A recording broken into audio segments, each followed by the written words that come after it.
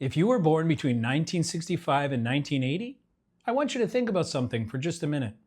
Bell-bottom jeans, colorful orange and yellow clothes, lunch on Sundays in the countryside at grandma's house, birthday parties organized by your parents where every neighborhood child showed up, red and white checkered tablecloths, chocolate milkshakes for less than $1, affordable camping trips with the whole family in summers.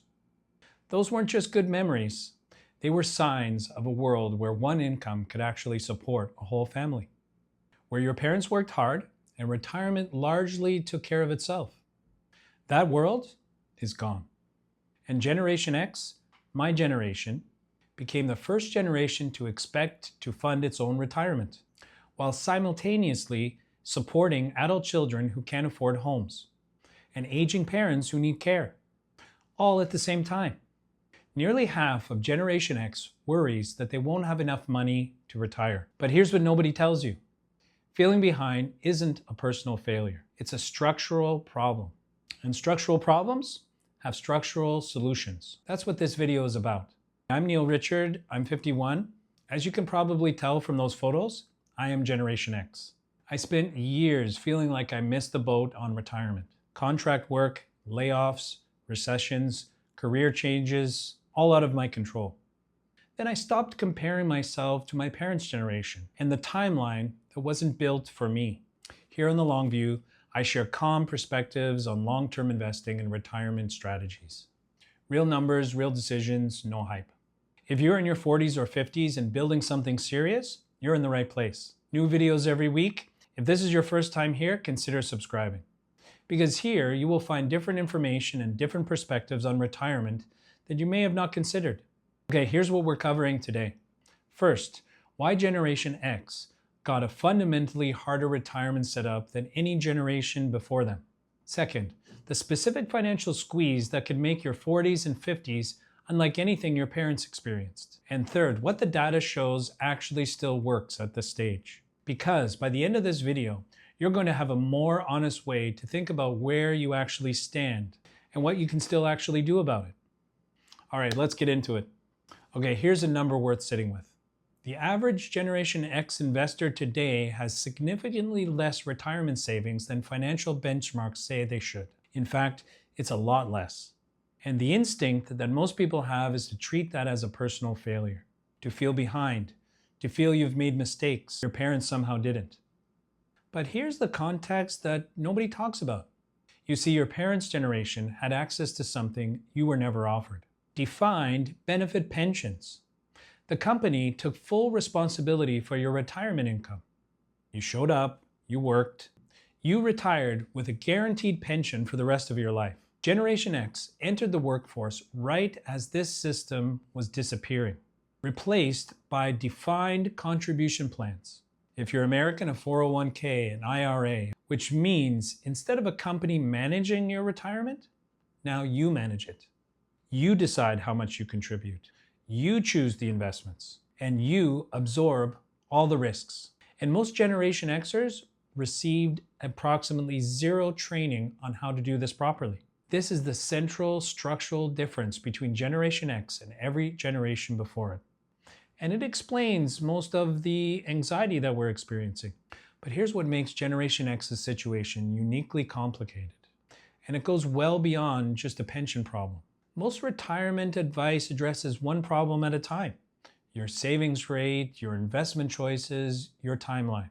But Generation X is typically managing several problems at the same time. Higher living costs than any prior generation faced, less career stability, more contract work, more gaps, more pivots. And then there's what researchers call the sandwich generation. Adult children who need financial help entering an unaffordable housing market.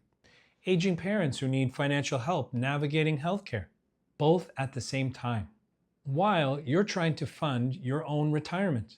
Most people don't talk about this because it sounds like complaining, but it's the lived reality of an enormous number of people in their 40s and 50s today. And it matters because the standard advice, just save more, missed the actual problem entirely. The financial demands on Generation X are coming from more directions at once than any prior generation navigated. That's not weakness, that's context. And here's why that context matters more than most people realize. Common retirement benchmarks suggest having 8 to 10 times your salary saved by retirement age. Most Generation Xers are nowhere near that. But here's where I want to be careful. Those benchmarks are not gospel. They assume a specific retirement age, a specific lifestyle, a specific cost of living. They don't account for people in lower cost areas, people who work longer, people who paid off their homes, people who navigate different spending patterns in retirement. The number that matters isn't the benchmark. It's your number, based on your life, your costs, your timeline. And the honest truth is, many people who feel completely behind by benchmark standards are in a more workable position than they realize. Not because the situation is easy, but because it isn't fixed. And there are real tools available, tools built specifically for investors who are starting later, that most people never use. Here's where financial context usually goes wrong. It either says, you're fine, stop worrying, or save aggressively and sacrifice everything for the next 10 years. Here's what the data actually suggests still works. First, catch-up contributions. In the United States, once you turn 50, the government allows you to contribute significantly more to your retirement accounts. Also the same in Canada. For example, a 401k, the standard limit is $23,000 a year. After 50, that rises to $30,500. For an IRA, the limit increases from $7,000 to $8,000 per year. For Canadians, your RRSP has likely accumulated unused contribution room for years you couldn't contribute as much. They aren't magic, but they exist specifically because the government recognizes that investors in their 50s need the ability to accumulate. Second, tax-advantaged accounts first.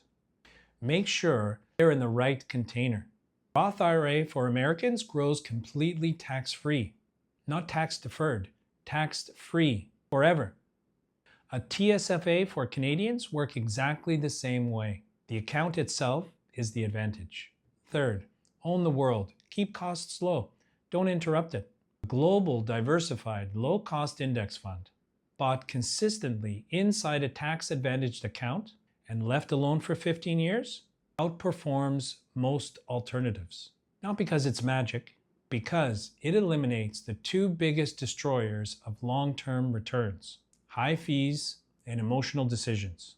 Catch-up contributions, tax-advantaged accounts, low-cost global funds, and of course, time.